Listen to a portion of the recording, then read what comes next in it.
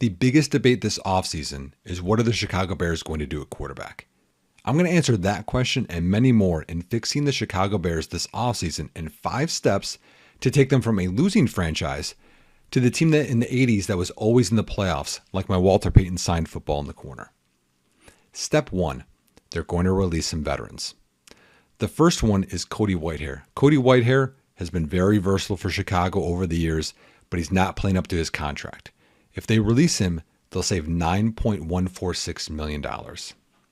Eddie Jackson also is not playing up to his contract and has lost a step. Releasing him would save $12.56 million. Those two are for sure. This other one, I think releasing Travis Homer makes some sense. He's signed to be like a special teams guy, maybe a little bit on offense, and hasn't worked out very well. Releasing him would save $1.885 million. Add those three together, $23.591 million saved. And if you're wondering, get a pen and paper ready. I'm going to be giving you some numbers. Step 2, Justin Fields, Caleb Williams, or Drake May. I'm going to decide to trade away Justin Fields. The biggest reason is I think Justin Fields has lost a lot of confidence. Confidence in himself, confidence in his offensive line, his teammates, and quarterbacks don't always get that back. And I think that's a big gamble. On top of he's had some injuries as well. So those two things, I think combined with you can reset that and get a younger player on a cheaper contract before they get the extension would just make some sense. Trading Justin Fields would save $3.233 million. And I believe the trade package back would be something in the range of a second round pick this year. And in 2025 would be a conditional pick that's probably a round 3 pick. And then it could move up based on starts that he has or performances that he has. So it's going to be a really sad day for Chicago for me. I have a Justin Fields thing behind me, but I think it's the right move. Step 3 is franchise tagging Jaylen Johnson. Jaylen Johnson had a great year this year. He finished as PFF's #1 ranked cornerback. However, his other 3 years, he didn't play nearly close to that level. His ranking, according to PFF, those 3 years was 67th, 50th, and 84th among cornerbacks. And he wants to be paid like one of the top corners in the NFL. I need to see some consistency there. On top of that, he's only played 14, 11, 15, and 13 games the last 4 years. He has a shoulder injury that keeps coming up.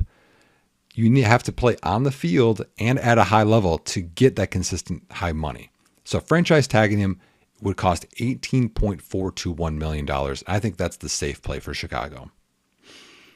Step 4 is free agency, but we're going to do some math first.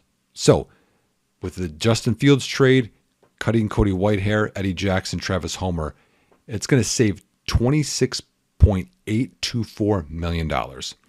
When you take Chicago's already effective cap space, which is the top 51 contracts on the roster, plus that would equal $66.5 million. Minus Jaylen Johnson's $18.421, plus you have to have enough to sign your rookie draft picks, which is 2 first-round picks. I would say about $16 million. Maybe it's more. We'll say 16 for this exercise. And then I like to have that in-season piggy bank where you do in-season roster moves. You have practice squad players moving up and down, but also sign your practice squad players. That's going to be about $10 million. So minus all of that off of there, we're left with around $22 million to spend in free agency. So let's get spending. It's going to be some bargain hunting, but let's do it. The first one is sign center Connor Williams. Now this is risky. Connor Williams tore his ACL in week 14. He also tore his other ACL in week 13 in 2019. The good news is Connor Williams started every game in 2020 coming back from that injury. So he already has some experience that he can come back. The other thing is he'll be a little bit cheaper. I trust Brad Spielberger at PFF. He does a really good job estimating contracts. He says about $6 million for Connor Williams. So let's say 3 years, $6 million per year, 1.5 of those years is guaranteed money. Why Connor Williams? There's some risk there. He's been a top 4 center, according to PFF, each of the last 2 years. There's multiple other centers that are available. they haven't consistently played really well to be a difference maker, to spend money at center. And plus, Williams has a little versatility. He's played center, he's played guard as well. So that's a guy I think that can really transition and give some stability to the middle of this offensive line. Next step here, or next person to sign. Sign Alohi Gilman, free safety with the Chargers. He's a player that really took a step this year. And he actually finished as the 6th best overall safety and 5th best coverage safety in the NFL. He has better tackling ability than kind of a bargain free agent guy you're going to hear at safety in Geno Stone. So let's sign Gilman for 3 years, $4 million. Next up is signing a veteran, Shelby Harris. He's been around the NFL for a while as a defensive tackle. He was with Cleveland this year. They had a pretty good defense. It's going to cost $3 million for 1 year. And Harris can help with, along with veteran Andrew Billings already on the team, to help these young defensive tackles, as Zach Pickens, Jervon Dexter, in terms of teaching them how to be a pro, but also some skills and give some more stability to middle of that defense. Sign Noah Brown. So Noah Brown right now is being overshadowed by Nico Collins and Tank Dell in Houston. He gives some size at 6'2", 215, which is different than what Chicago has at wide receiver. And it's going to cost $3.5 million per year for 2 years. And I think Noah Brown also can really help out maybe some of those younger guys that we have too right now in terms of Velus Jones Jr. and Tyler Scott. Mike Gesicki. He's going to cost $2 million for 1 year. It's going to help the backup tight end position, which was an issue for Chicago this last year. But we also know that new offensive coordinator, Shane Waldron, likes multiple tight ends. So you have an athletic guy you can use as jump balls. He can be a slot receiver as well. So I think that's a very good, versatile signing to help the offense. The last one is signing another veteran defensive lineman, Brandon Graham. Brandon Graham has been around forever. He had a really good year statistically this year in the snaps that he did get as a pass rusher. It's going to cost $3 million for 1 year. Sign him, and we'll find out with my NFL draft results. He can help teach some of these young guys how to rush the passer. In total, adding those contracts together is $21.5 million, which is below our $22 million cap. Step 5, NFL draft. We have the 101 pick. We already traded away Justin Fields. I would select Caleb Williams, quarterback USC.